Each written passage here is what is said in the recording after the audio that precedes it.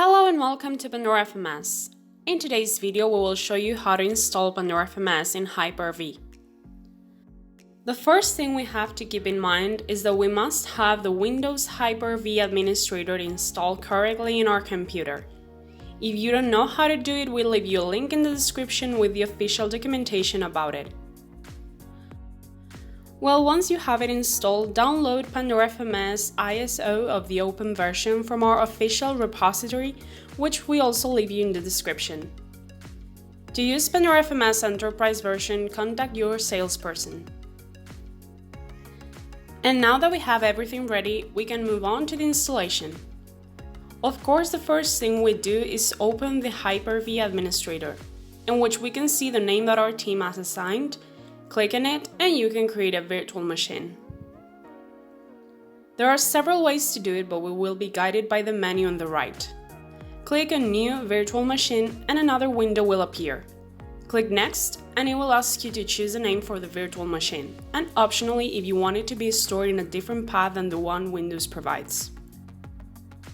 Next, it will give you two options, which you will have to choose according to the version of the operating system that you're installing. For Pandora FMS, choose Generation 1. Afterwards, assign an amount of RAM memory that the machine is going to use. I'm going to give it 4 GB, which is what is recommended for basic Pandora FMS installations. We'll leave you in the description a link so you can check the amount of resources that you must assign depending on the environment you have.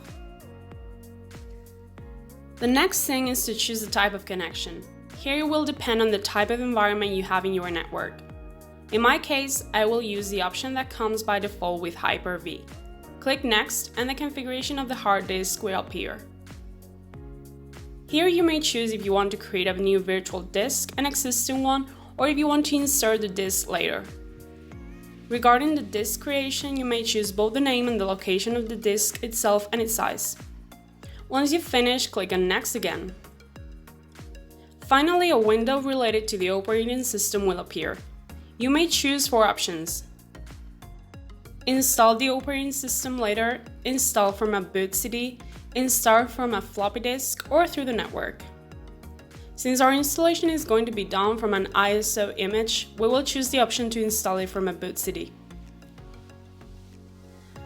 A Windows Explorer will appear, where we will have to look for the location of our ISO. We select it and click Next. This last window offers us a summary of the information and parameters that we assigned to this virtual machine. Click on Finish and we will have the machine configured for installation. Okay, now we will move on to the installation as such. To start the machine, select it and click Connect in the right menu, or directly right-click and connect on the machine itself. A new window will appear, this time for Virtual Machine. Click Start and the machine will start to boot. From here, it is the common Pandora FMS installation. The first thing that appears is the System Boot menu, in which we will choose the first option to install Pandora FMS. Later, it will request for us to choose a language for our operating system. I will choose Spanish. The following window that will appear will be for configuring the other aspects of our system. First, select the time frame that you will use, in my case CEST, clicking in the interactive map.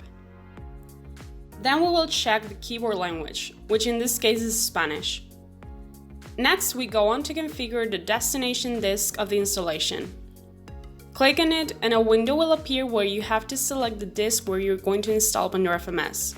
Since we only have one disk, we'll select it and click Done. Now choose the option to create the building points automatically. Click Done and accept changes. Finally, for our basic installation, select the network and computer name and activate the network interface, which if you configured it correctly, it will automatically provide you with an IP.